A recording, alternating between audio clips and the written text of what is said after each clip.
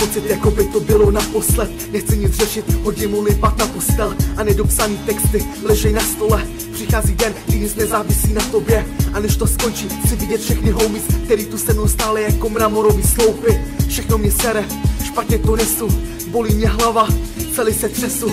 Chci všechny svoje blízky shromáždit na jedno místo, kde přijdou anděle a celýho mě vypnou. Chci obejmout všechny lidi, který jsem zklamal, až při největší krizi člověk ví, co je to láska. Proč si Pán Bůh bere dobrý lidi do svojí moci, proč si všechny svoje chyby uvědomím až v noci. Už je ale pozdě, bo přichází poslední den, přichází čas, kdy ti nepomůžou ani peníze.